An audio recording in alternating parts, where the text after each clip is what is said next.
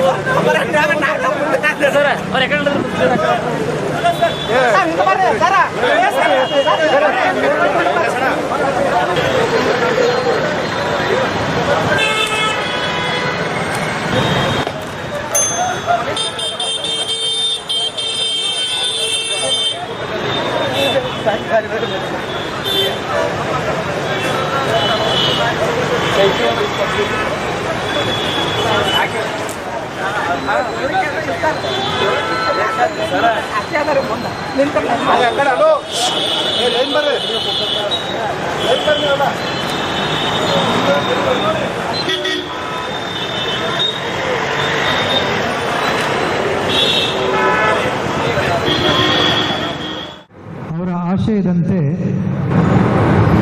ಕರ್ನಾಟಕ ರಾಜ್ಯದ ಎಲ್ಲ ಭಾಗದಿಂದಲೂ ಹಾಗೂ ಹೊರಗಡೆಯಿಂದಲೂ ಬಂದಿರುವಂತಹ ಬಿಕ್ಕುಗಳು, ಬಂತೇಜಿಗಳು, ಬಿಕ್ಕುಣಿಯರ ಸಮ್ಮುಖದಲ್ಲಿ ಹಾಗೂ ಹಿರಿಯರ ಉಪಾಸಕ ಮತ್ತು ಉಪಾಸಕರ ಸಮ್ಮುಖದಲ್ಲಿ ಈ ಪಾಲಿ ಭಾಷೆ ಮತ್ತು ದಮ್ಮಲಿಪಿ ಸರಳ ಕಲಿಕೆ ಎನ್ನುವ ಈ ಪುಸ್ತಕ ಬಿಡುಗಡೆಯಾಗಿದೆ.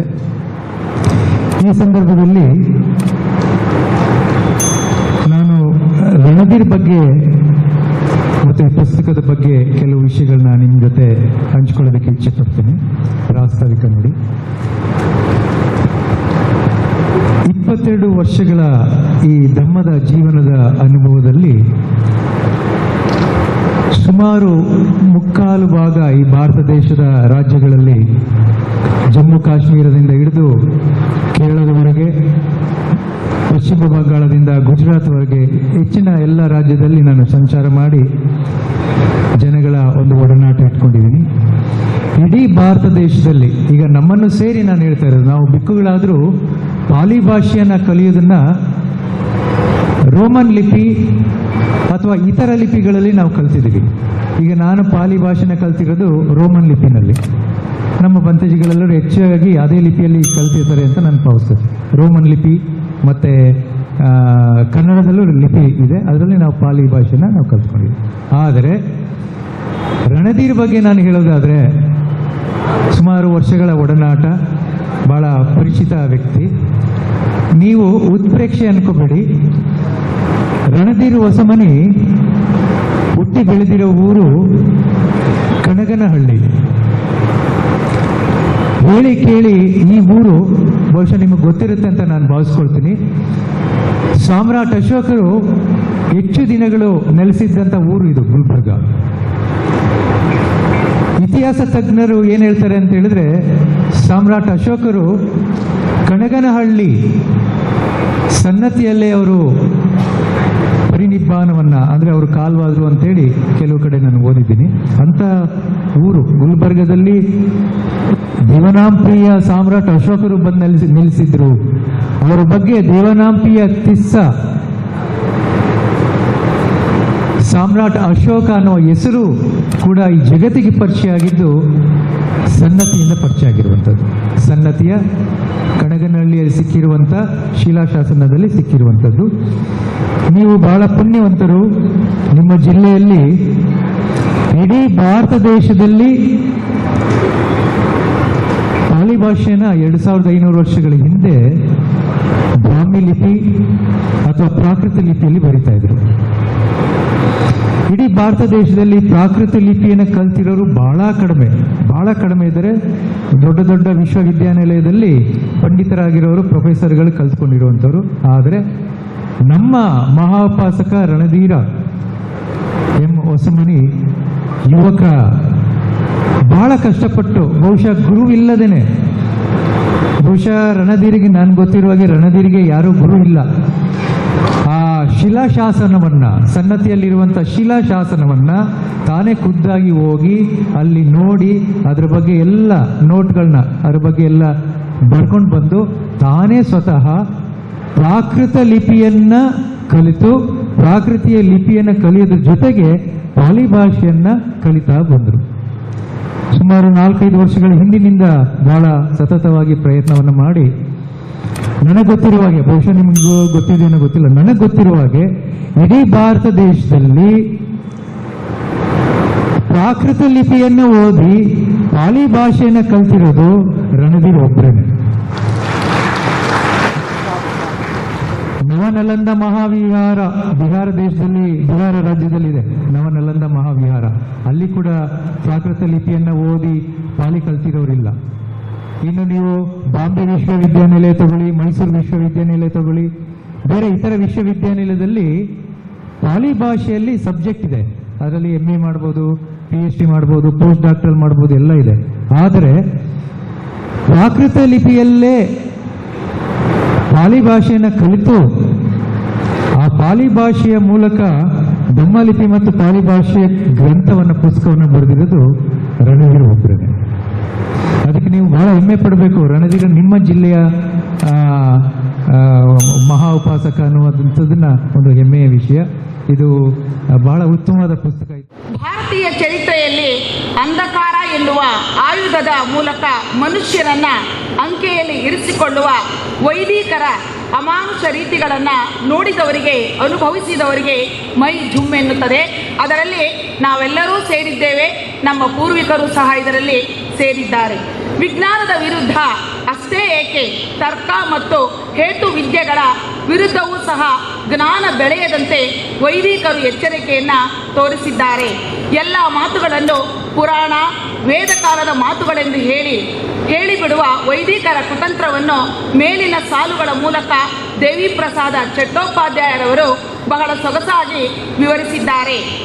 ಈ ಸಾಲಿನ ಮಹತ್ವವನ್ನು ಕಲಬುರಗಿಯ ಪಾಲಿ ಭಾಷೆ ಮತ್ತು ಧಮ್ಮ ಲಿಪಿಯ ಪುಸ್ತಕ ಬಿಡುಗಡೆಯ ಸಮಯದಲ್ಲಿ ನೆನೆಯಬೇಕಾದ ಅಗತ್ಯವೂ ಸಹ ಇದೆ. ಏಕೆಂದರೆ ಪಾಲಿ ಲಿಪಿಯ ಶಾಸನಗಳನ್ನು ನೋಡಿ ಕುತೂಹಲ ಮೂಡಿದ್ದು ಜೇಮ್ಸ್ ಪ್ರಿನ್ಸಿಪ್ ಅನ್ನುವ ವ್ಯಕ್ತಿ ಅದರ ಅರ್ಥ ತಿಳಿಯಲು ಭಾರತದ ಬುದ್ಧಿವಂತ ವರ್ಗವೆನಿಸಿದ ವೈದಿಕ ಪುರೋಹಿತರಿಗೆ ಅದನ್ನು ನೀಡಿ ಅವರ ಓದು ಮತ್ತು ಅರ್ಥ ತಮಗೆ ತಿಳಿದಿದೆಯಾ ಎಂದು ಕೇಳಿದಾಗ ಪುರೋಹಿತನು ಅದನ್ನು ಓದಿ ನಿರರ್ಗಳವಾಗಿ ಸಂಸ್ಕೃತದ ಸಾಲುಗಳಂತೆ ಓದಿ ಮುಗಿಸುತ್ತಾನೆ. ಇದನ್ನು ಕಂಡ ಜೇಮ್ಸ್ ಪ್ರಿನ್ಸಿಪ್ ಎಲ್ಲಿಲ್ಲದ ಆನಂದವಾಗುತ್ತದೆ. ಇಷ್ಟು ಹಳೆಯದಾದ ಲಿಪಿಯನ್ನ ಸರಾಗವಾಗಿ ಓದಿದ ಈ ವರ್ಗದ ಜ್ಞಾನ ಎಷ್ಟು ಅಗಾಧವೆಂದು ಅಂದುಕೊಂಡ ಪ್ರಿನ್ಸಿಪ್ ಮತ್ತೊಂದು ಪಾಲಿಯ ಲಿಪಿಯ ಶಾಸನವನ್ನ ಅದೇ ಪುರೋಹಿತನ ಮುಂದಿಟ್ಟಾಗ ಮತ್ತೆ ನಿರರ್ಗಳ ಸಂಸ್ಕೃತ ಶ್ಲೋಕ ದೊರೆಯುತ್ತದೆ.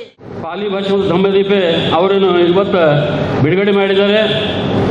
ಅದಕ್ಕೆ ನಾನು ಅವರಿಗೆ ಶುಭಾಶಯಗಳನ್ನು ಕೋರುತ್ತೇನೆ. ಅದೇ ರೀತಿ ನಾವೆಲ್ಲರೂ ಈ ಬುಕ್ಕನ್ನು ತಗೊಂಡು ಓದಬೇಕಂತೇಳಿ ಈ ಸಂದರ್ಭದಲ್ಲಿ ಹೇಳಿ, ಮುಂದೆ ರಣಧೀರ್ ಅವರು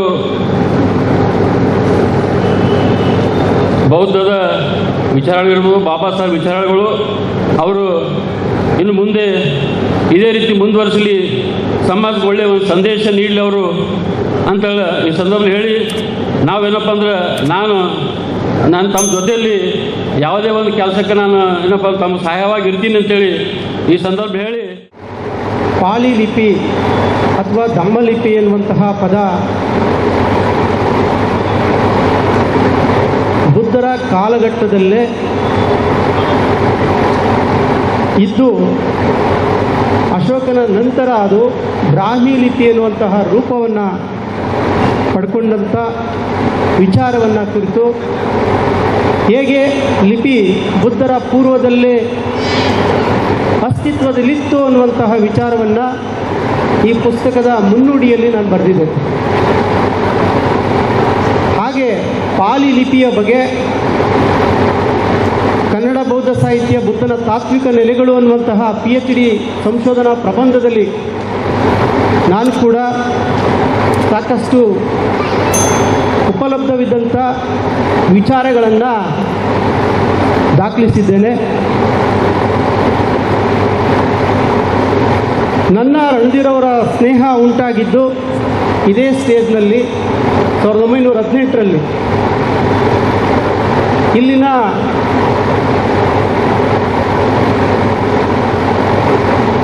ವ್ಯಕ್ತಿಗಳಾದಂತಹ ಗೌರವಾನ್ವಿತ ವ್ಯಕ್ತಿಗಳಾದಂತಹ ತವಡೆಯವರು ಮತ್ತು ವಿಠಲ್ ಒಗ್ಗನವರು ಬುದ್ಧ ಬಸವ ಅಂಬೇಡ್ಕರ್ ಅವರ ಜಯಂತಿ ಮಾಡುವಂಥ ಸಂದರ್ಭದಲ್ಲಿ ನನ್ನ ಮುಖ್ಯ ಭಾಷಣಕಾರನಾಗಿ ಸಾನ್ನಿಧ್ಯ ವಹಿಸಿ ಅಂತೇಳಿ ಕರೆದಿದ್ರು.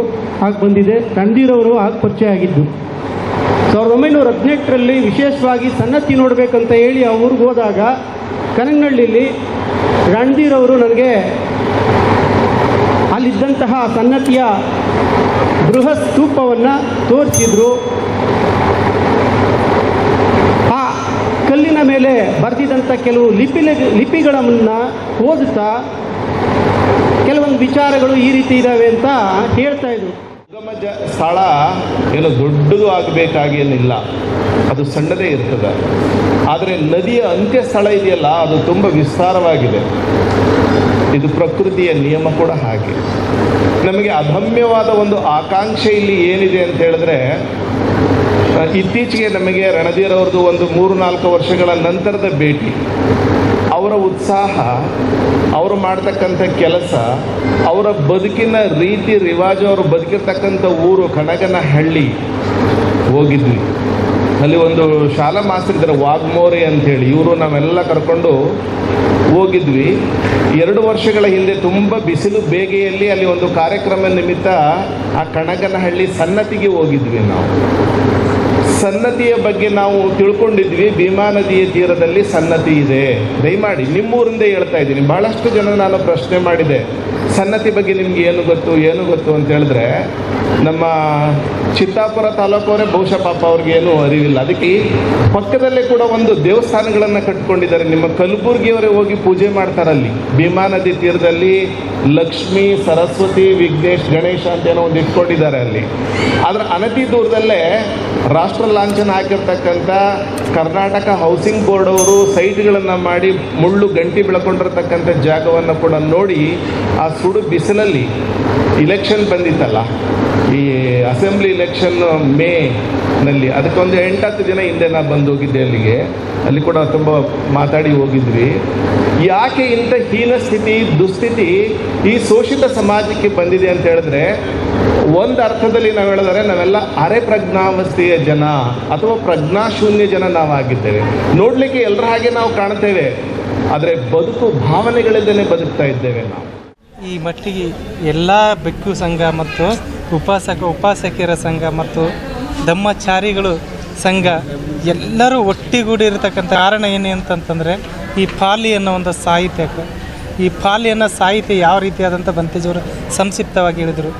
ಒಂದು ಪದನ ನಾನು ಹೇಳೋಕ್ಕೆ ಇಷ್ಟಪಡ್ತೀನಿ, ಅಮ್ಮ. ಈ ಅಮ್ಮ ಅನ್ನೋ ಪದ ಪಾಲಿ ಪದ.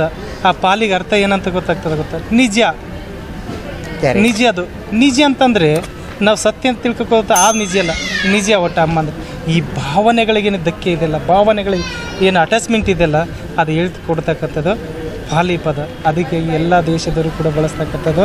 ಕೆಲವು ಭಾವನೆಗಳಿಗೆ ಟಚ್ ಆಗಿರ್ತಕ್ಕಂಥ ಪ್ರತಿಯೊಂದು ಪಾಲಿ ಪದ ಹೊರತಾಗಿ ಬೇರೆದು ಯಾವುದಿಲ್ಲ. ಇದಕ್ಕೂ ಒಂದು ಮೊದಲನೇದಾಗಿದ್ದಾಗಿ ನನ್ನ ಕೃತಜ್ಞತೆ ಅಂತಂದರೆ, ಈ ವೇದಿಕೆ ಕೃತಜ್ಞತೆ ಹೇಳ್ಬೇಕಂದ್ರೆ ಸಾರಿಪುತ್ತ ಬಂತೇಜಿ ನಮ್ಮ ಕನಗನಹಳ್ಳಿಗೆ ಬರ್ತಾರೆ. ಸನ್ನತಿ ಒಂದು ಶಾಸನ ನೋಡೋಕೆ ಕಮ್ಮಪ್ಪಲ್ಲ, ಅದನ್ನೇ ಕಮ್ಮಪ್ಪಲ್ಲ. ಈ ಎಲ್ಲರ ಒಂದು ಕಮ್ಮ ನಿಯಮದಿಂದನೇ ನನಗೊಂದು ಈ ಒಂದು ಕ್ರಿಯೆ ನನ್ನಲ್ಲಿ ಮೂಡಿರ್ತಕ್ಕಂಥದ್ದು, ಶಕ್ತಿ ಬಂದಿರತಕ್ಕಂಥದ್ದು, ಇದರಿಂದ ಹೊರ ಬಂದಿರತಕ್ಕಂಥದ್ದು ಅಂತ ಹೇಳೋಕ್ಕೆ ಇಷ್ಟಪಡ್ತೀನಿ. ಯಾಕಂತಂದರೆ ಪ್ರತಿಯೊಬ್ಬ ಬಾಬಾ ಸಾಹೇಬರು ಕೂಡ ಅದರೊಳಗೆ ಅವ್ರದ್ದು ಕಮ್ಮ ಕೂಡ ಸೇರಿರ್ತಕ್ಕಂಥದ್ದು. ಉದಾಹರಣೆ, ಬಾಬಾ ಸಾಹೇಬರು ಭಾರತದಲ್ಲಿ ಭಾರತ ಸಂಪೂರ್ಣ ಇತಿಹಾಸವನ್ನು ತಿಳ್ಕೋಬೇಕಂತೇಳಿ ಸಂಸ್ಕೃತವನ್ನು ಓದಿದರು. ಬಟ್ ಅದರ ಸಂಸ್ಕೃತ ಓದಿದ ನಂತರ ವಿದೇಶಿಗೆ ಹೋದಾಗ ಬಾಬಾ ಸಾಹೇಬರಿಗೆ ಅರ್ಥ ಆಗಿರ್ತಕ್ಕಂಥದ್ದು ಒಂದೇ, ಸಂಸ್ಕೃತ ಇರೋದು ಭಾರತ, ಭಾರತ ಹೊರತಾಗಿ ಬೇರೆದು ಯಾವುದು ಪದ ಇಲ್ಲಿಲ್ಲ, ಇಲ್ಲಿ ನಿಧಿ ಇರ್ತಕ್ಕಂಥದ್ದು ಪಾಲಿ ಹೊರತಾಗಿ ಬೇರೆದು ಸಂಸ್ಕೃತ ಇಲ್ಲ ಅಂತ ಅವ್ರಿಗೆ ಅರಿವಾದಾಗ ಅವರೇ ಸ್ವತಃ ಪಾಲಿಯನ್ನು ಕಲಿಯೋಕ್ಕೆ ಸ್ಟಾರ್ಟ್ ಮಾಡಿದರು. ಪಾಲಿಯನ್ನು ಕಲಿತು ಬೌದ್ಧ ಧಮ್ಮ ಇರೋದು ಪಾಲಿಯಲ್ಲಿ ಅಂತ ಅರಿತುಕೊಂಡು ಅವರು ಪಾಲಿ ಗ್ರಂಥವನ್ನೇ ಕೊಟ್ಟರು, ಶಬ್ದ ಕೋಶವನ್ನು ಕೊಟ್ಟರು, ನಮ್ಮ ಮುಂದೆ ಇಟ್ಟಿದ್ದಾರೆ. ಆದರೂ ಕೂಡ ನಾವು ಇದನ್ನು ಕಲಿಲೇಬೇಕಾಗಿರ್ತಕ್ಕಂಥದ್ದು. ಇಲ್ಲಿ ಭಾರತದಲ್ಲಿ ನಶಿಸಿ ಹೋದರೂ ಕೂಡ ವಿದೇಶದಲ್ಲಿ ಸಾಹಿತ್ಯ ರಾರಾಜಿಸ್ತಿರ್ತಕ್ಕಂಥದ್ದು. ಅದಕ್ಕಾಗಿ ಎಲ್ಲರೂ ಪಾಲಿಯನ್ನು ಕಲೀರಿ. ಇದಕ್ಕೆ ಸ್ಫೂರ್ತಿ ಯಾಕಂತಂದರೆ 2007 ನನಗೆ ಸ್ಫೂರ್ತಿ ಆಗಿರ್ತಕ್ಕಂಥದ್ದು ಸಾರಿಪುತ್ತ ಬಂತೇಜಿ, ನಮ್ಮೂರಿಗೆ ಶ್ರೀಲಂಕಾ ಬಂತೇಜಿಯವ್ರು ಕರ್ಕೊಂಡ್ಬಂದಿದ್ದು. ಅವ್ರ ಜೊತೆಯಲ್ಲಿ ಜ್ಞಾನಸಾಗರ ಬಂತೇಜಿಯವರು ಕೂಡ ಇದ್ದರು, ಚಿಕ್ಕವರಿದ್ದರು. ಆವಾಗ ಬಂದಿರ್ತಕ್ಕಂಥದ್ದನ್ನು ನೋಡಿದೆ ನಾನು. ಅದ್ರ ಜೊತೆಗೆ ದಮ್ಮಾನಂದ ಮಹಾತೇರು ಕೂಡ ಅವ್ರ ಜೊತೆಗೆ ಬರ್ತಾರೆ. ಬಂದು ಅವರು ಇಲ್ಲೇ ಉಳ್ಕೊಂತಾರೆ ಸಾರಿಪುತ್ತ ಬಂತೇಜಿಯವರು. ಆನಂತರ ಇವರೆಲ್ಲ ಹೊರಡಾದ ನಂತರ ಅಲ್ಲೇದಿಂದ ಆಗಿಂಥ ಅನುಭವ ಎಲ್ಲಿವರೆಗಂತಂದರೆ ಇಲ್ಲಿವರೆಗೂ ನಿಂತಿರ್ತಕ್ಕಂಥದ್ದು. ಎಲ್ಲರೂ ಕಲೀಲೇಬೇಕಾಗಿರ್ತಕ್ಕಂಥ ವಿಷಯ. ಅದರೊಳಗಿರ್ತಕ್ಕಂಥ ಫೀಲೇ ಬೇರೆ ಇರ್ತಕ್ಕಂಥದ್ದು, ಅದರೊಳಗಿರ್ತಕ್ಕಂಥ ಒಂದು ಒಳ್ಳೆಯ ಗುಣ ನೇಚರನ್ನು ಕಲಿಸ್ಕೊಡ್ತಕ್ಕಂಥದ್ದು ಪಾಲಿ ಭಾಷೆ. ಮೊದಲನೇದಾಗಿ ನಾನು 2012 ಒಬ್ಬರು ಶ್ರೀಲಂಕನ್ ಮಾಂಕ್ ಬರ್ತಾರೆ. ಮತ್ತು ಅವರು ಬಂದಾದ ನಂತರ ಏನಂತ ಹೇಳ್ತಾರೆ ಅಂದರೆ ಪ್ರಶ್ನೆಗಳು ಬರ್ತವೆ.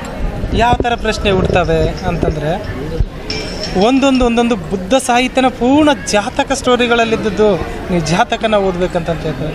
ಅವಾಗ ಸಂಪೂರ್ಣ ಮೊದಲನೇದಾಗಿ 7 ಸ್ಟಾರ್ಟ್ ಆಗಿರ್ತಕ್ಕಂಥದ್ದು ಜಾತಕ ಓದೋಕ್ಕೆ ಸ್ಟಾರ್ಟ್ ಮಾಡಿದೆ. ಅದಾದ ನಂತರ ನಾನು ಹಂಗೆ ಹೇಳ್ತಾ ಹೋಗ್ತಿದ್ದೆ. ಜನರು ಎಲ್ಲರೂ ಈ ಲಿಪಿಯನ್ನು ಓದೋರಿ ಜಗತ್ತಿದಾಗೆ ಯಾರಿಲ್ಲ, ನೀವೇನೋ ಸುಳ್ಳು ಹೇಳ್ತಾನ ಹಂಗೆ ಹಿಂಗಂತ ನಿಂದನೆಗಳು ಎಲ್ಲಿವರೆಗೆ ಬಂದು ಅಂತಂದರೆ 12ರಿಂದ 17ರವರೆಗೆ ನಿಂದನೆ ಬರ್ತವೆ. 2017ರವರೆಗೆ 12. ಆವಾಗ ನಾಂದೇಡಿಂದ ಒಂದು ಬಿಕ್ಕು ಸಂಘ ಬರ್ತದೆ. ಅದೇ ಜಸ್ಟ್ ಒಬ್ಬರು ಉಪಾಸಕರು ಎಲ್ಲರೂ ಹೋಗಿದ್ದಿರ್ತಾರೆ. ನೀವೆಲ್ಲ ಹೇಳೋದು ಸುಳ್ಳಾದಪ್ಪ ಅಂತೇಳಿ ಹೋಗ್ತಾರೆ. ಬಿಕ್ಕು ಸಂಘ ಬಂದಾಗ ಇದು ನೀವೆಲ್ಲ ಹೇಳೋದು ಸತ್ಯ ಇದೆ, ಭಾಳಷ್ಟು ಸತ್ಯ. ಇದು ಎಷ್ಟು ಸತ್ಯ ಇದೆ ಅಂತಂದರೆ ಬುದ್ಧರ ಶಾಸನ ಈಗ ಓದ್ತಾ ಇದ್ದೇವೆ ಅಂದ್ರೆ ನಾವು ಪುಣ್ಯವಂತರು ಅಂತ ಹೇಳ್ತಾರೆ ಬಂತೇಜಿಯವರು. ಬಂತೇಜಿ ನೀವು ಹಿಂಗೆ ಅಂತೀರಿ, ಆದರೆ ಉಪಾಸಕರು ಕೆಲವರು ಹಿಂಗೆ ಅಂದಿದ್ದಾರಲ್ಲ, ಹೆಂಗೆ ಅದು ತಪ್ಪು ನಿನ್ನಲ್ಲೇ ಅದಂತಂದರು. ಇದಕ್ಕೆ ಪರಿಹಾರ ಏನಂದ್ರೆ ತಪ್ಪು ನಿನ್ನಲ್ಲೇ ಅದ. ಅರೆ ಬಂತೇಜಿ ಕೂಡ ತಪ್ಪು ನಿನ್ನಲ್ಲೇ ಆದಂತಾರಲ್ಲ, ಯಾಕೆಪ್ಪ ಇದು ಅಂತಂದಾಗ ಆವಾಗ ನನಗೆ ನಿನ್ನ ಬುದ್ಧಿಗೆ ಕೊಡೋದಕ್ಕೆ ಕೆಲಸ ಅಂತಂತ ಹೇಳ್ತಾರೆ. ಆ ಬುದ್ಧಿಗೆ ಕೆಲಸ ಕೊಟ್ಟಾಗ ಇವರೇ ಓದಕ್ಕೆ ಬಂದಾಗ ತನ್ನನ್ನು ತಾನೇ ಅರ್ಥ ಮಾಡ್ಕೋಬೋದು, ತನ್ನನ್ನು ತಾನೇ ಎಲ್ಲ ಶಾಸನಗಳನ್ನು ಕೂಡ ಓದ್ಬೋದು. ನಮ್ಮ ದೇಶಕ್ಕೆ ಹೊಸ ಇತಿಹಾಸ ಅಲ್ಲದೆ ಸತ್ಯ ಇತಿಹಾಸ ಕೊಡ್ಬೋದು. ಹೊಸ ಇತಿಹಾಸ ಮಾಡ್ತಾ ಇದ್ದಾರೆ, ಸತ್ಯ ಇತಿಹಾಸನ ಕೊಡ್ಬೋದು ಅನ್ನೋದು ಒಳಿತು. ನನಗೆ ಸತ್ಯ ಇತಿಹಾಸನ ಕೊಡ್ಬೋದು. ಇದರಿಂದ ನಮ್ಮ ಎಲ್ಲ ಈ ಭಾರತದ ಸಾಹಿತ್ಯ ಸತ್ಯ ಇತಿಹಾಸ ಬರಬೇಕಾದ್ರೆ ಪಾಲಿನೇ ಬರಲಿ ಅಂತ ಹೇಳ್ತಾ ಹೆಸರು ರಣಧೀರ್ ಹೊಸಮನಿ.